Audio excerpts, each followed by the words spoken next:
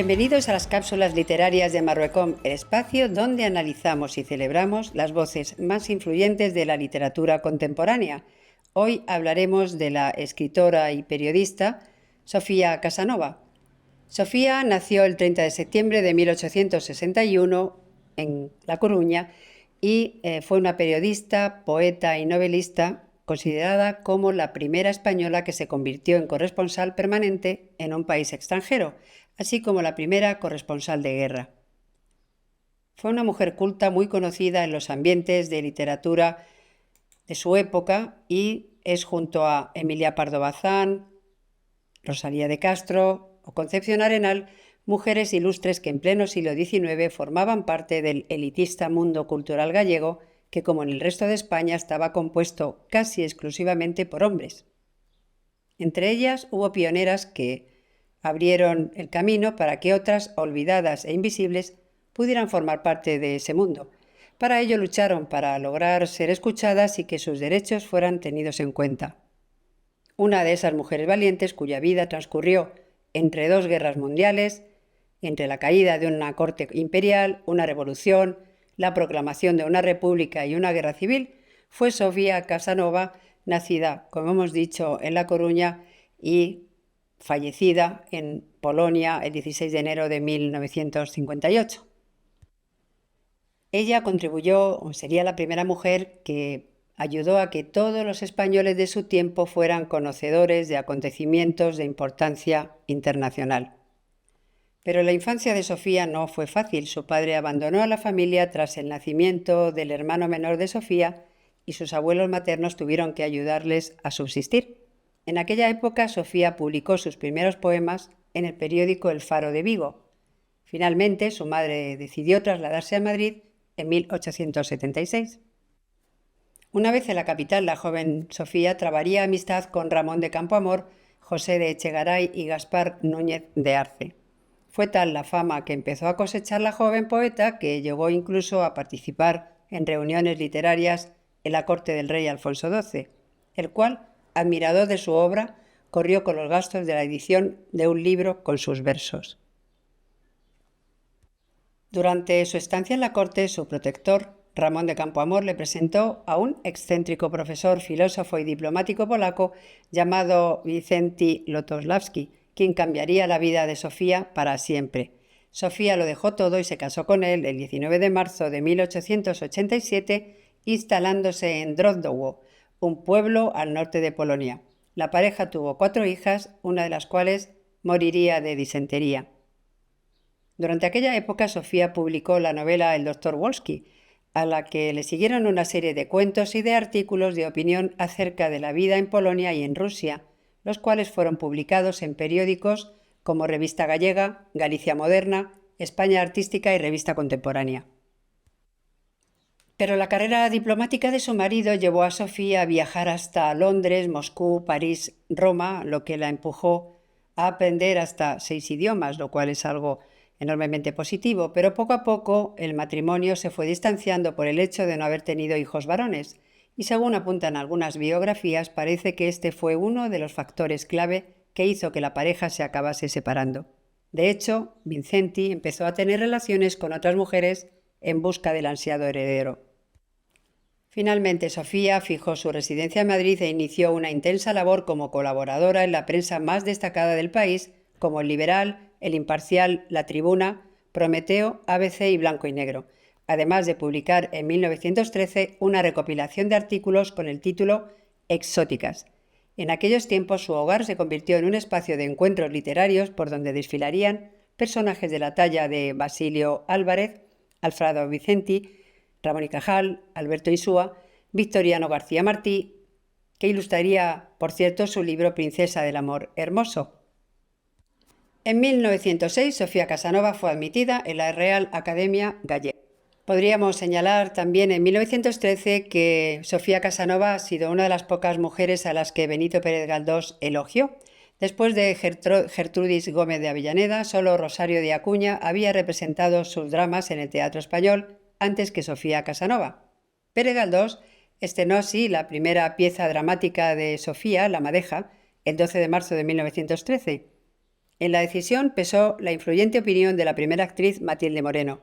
El argumento de la obra respondía a la idea de que las extranjeras, con su afán de emancipación, deseaban la destrucción de la familia, una reacción, según la estudiosa Carmen Simón Palmer, de numerosos escritos de finales del siglo XIX y primeros del siglo XX, contra las corrientes feministas que llegaban de Estados Unidos. Aunque la crítica elogió el contenido de la obra, la mala interpretación de la noche del estreno, cuenta la crónica, impidió que la comedia se representara en días sucesivos. Sofía viajó frecuentemente a Polonia, donde vivían sus hijas. Fue precisamente durante uno de esos viajes, en julio de 1914, que estalló la Primera Guerra Mundial. Después de un mes, abandonó la zona rumbo a Varsovia, donde se hizo enfermera de la Cruz Roja. En esa visita a Alemania que hizo a sus hijas desde la capital polaca, una vez que se había trasladado, comenzó a escribir una crónica de la guerra para el diario ABC, que la nombró corresponsal de guerra en Europa Oriental. Debido al avance alemán, Varsovia fue evacuada y Sofía y sus hijas tuvieron que exiliarse en San Petersburgo, donde la escritora sería testigo de la debacle de la Rusia zarista, de la caída de la corte imperial de los Romanov y de la Revolución de Octubre. Durante su estancia también fue testigo de la muerte de Rasputín, del golpe de estado de Lenin y llegó incluso a entrevistarse con Trotsky. Durante las revueltas en Rusia, Sofía recibió de forma accidental un golpe que le produjo problemas de visión, de los cuales nunca llegó a recuperarse del todo. A su regreso a España en 1919, Sofía publicó dos obras, De la Revolución Rusa, en 1917, y La Revolución Bolchevista, Diario de un Testigo, en 1920. Una vez avanzado el tiempo y desde Varsovia, Sofía relataría sus impresiones sobre la Guerra Civil Española, posicionándose abiertamente a favor del bando nacional y declarando en La Voz de Galicia que el golpe de Estado provocado por un sector del ejército traería momentos de desarrollo y esplendor para España. Aquel fue motivo por el que Franco la invitó a entrevistarse con él en Burgos en 1938, año que coincidió con la última visita que realizaría Sofía a La Coruña y a su aldea. Cuando se encontraba en Polonia para pasar la Navidad, estalló la Segunda Guerra Mundial y Sofía tuvo que salir de Varsovia con la ayuda de la Embajada Española en Berlín. Tras el pacto de no agresión entre Hitler y Stalin, que dio al traste con la independencia de Polonia, Sofía huyó a una aldea con una de sus hijas y sus nietos. Vivió allí con cierta seguridad, pero consideró inaceptable la barbarie nazi en los campos de concentración, un hecho que denunció. También escribió contra la ocupación alemana de Polonia, algo que le acabaría costando su trabajo en ABC.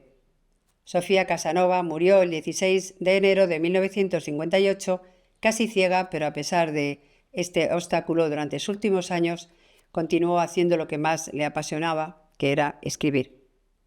Días más tarde, el 25 del mismo mes, el diario ABC escribió un breve artículo sobre ella titulado «Ha muerto Sofía Casanova».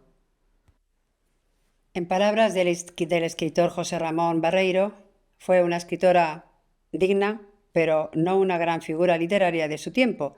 Lo más importante es que fue capaz de romper la coraza del matrimonio, fue capaz de liberarse, de darse cuenta de la opresión de la mujer y de vivir como una mujer libre. Sin embargo, no toda la crítica opina lo mismo, puesto que fue elegida por la Fundación y la Real Academia Galega en 1906, pero no solo con esa condecoración, sino que publicó novelas, cuentos, una comedia, como hemos dicho, con Pérez Galdós y más de 1.200 artículos en periódicos y revistas en Galicia y Polonia, también en el resto de España, por lo que su producción literaria, de narrativa y poesía ha sido enormemente prolífica.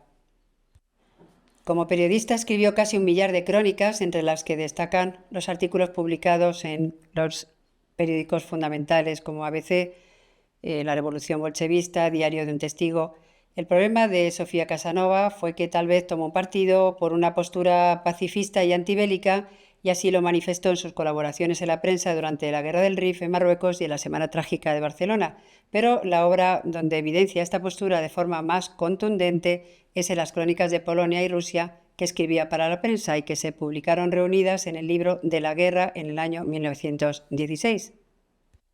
Tal vez esa posición fue lo que hizo que no fuera una periodista enormemente conocida, como indica toda la valía de su obra, además de una gran trabajadora y con gran afición al estudio, que le llevó, como hemos dicho al principio, a conocer 6 idiomas, y hay algunos autores polacos que también ella tradujo, y la verdad es que se acercó a todo tipo de géneros, a los cuentos, libros infantiles, comentarios sociales, culturales, políticos. Es decir, que era una mujer que conoció toda la gran estructura de literatura y de todos los géneros que consideramos periodísticos. Por tanto, aun a pesar de esas críticas que siempre se suceden de alguna o de otra manera, como las que hemos mencionado de José Ramón Barreiro, que fue una escritora digna, fue una escritora que rompió muchos moldes y que fue la primera que pudo salir al exterior de España a hacer una corresponsalía de guerra, algo muy difícil en la época en la que ella vivió. Durante los últimos años de su vida, y a pesar de sus impedimentos físicos con su ceguera, ella continuó, como hemos dicho, publicando colecciones y escribiendo novela corta, novela semanal.